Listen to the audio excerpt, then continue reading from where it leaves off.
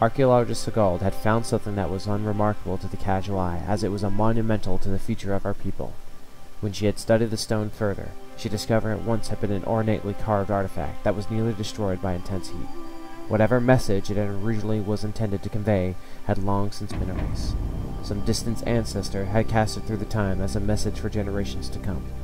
Etched into the upper surface is a simple diagram of our galaxy, and a single gouge line leading from a point on the rim to a one deep in the galactic center. Adjacent to a spot easily identifiable with Karak's actual position is a single string of numbers that give a three-dimensional vector, and at the other end of the line is a single word, ancient, but common to all clan dialects. Hagara. Home.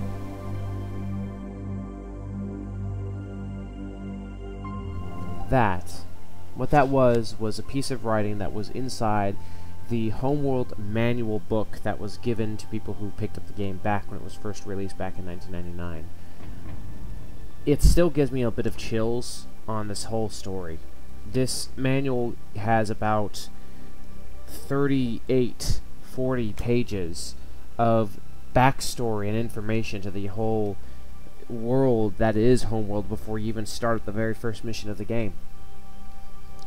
And to me, I've always loved reading this and just be remarkable about something of an RTS that never really got too much popularity from Relic Entertainment, because it kind of got overshadowed by things like Warcraft and Starcraft, and I think Command and Conquer was another one. And to my knowledge, not a lot of people really cared for this game, but I don't know the history too much on if it was popular with others. I think it was really popular because Gearbox was able to buy the rights to Homeworld once THQ went down under, but I was very happy to hear when Gearbox did take them. Homeworld is one of those RTS games that I think was one of the hardest I've ever played. Granted, I haven't played a whole range of RTSs, so I can't say that as if this is the hardest one ever. But I found impressive of how it did this continuation of story as an RTS. Most RTS games that I've played, like Dune, mostly Dune 2000, Starcraft, Warcraft, even though I didn't like it, Command and Conquer, usually has it in their single player where you're on a map and either they give you a couple buildings at the start or some resources and you have to build yourself and complete whatever objective you're doing. I know that mostly with actually things like Age of Empires and stuff like that. In Homeworld, this is the thing I liked about Homeworld. All the resources you collected, all the ships you have built, all the research you have done, carries over from map to map, including destruction. So if you built a bunch of research ships and scouts and destroyers and everything like that, and they all get destroyed, but you still succeed in the mission, in the next mission over, you do not have any of those destroyers, you don't have any of those stuff, and you're only limited to whatever resources were on the map, each of the maps from each mission to the next. And you had to try and build your army and deal with the next threat imaginable next to that after your travels of trying to find your home, based off the story that it is. I thought this was remarkable.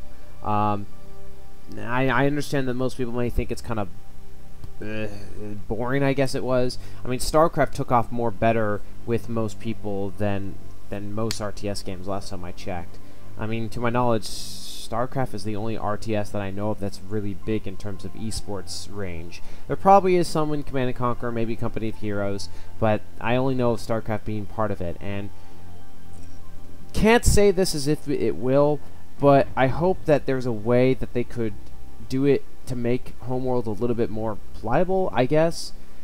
I don't think it will be big enough for esports, but I thought the mechanics of the game was very impressive, and I liked how they set it up. I liked how you build, I liked how you get the resources.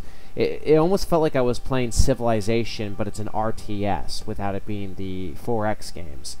But I'm just happy to see a remaster, and it's going to be both the first and the second one. It's coming out on the 25th, and I'm very excited.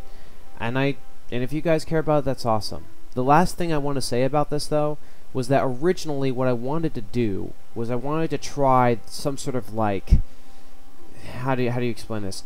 I wanted to do something like where I read paragraphs and passaged from this book with a company sort of stuff in the background, telling the story like episode by episode leading up to the release of this game.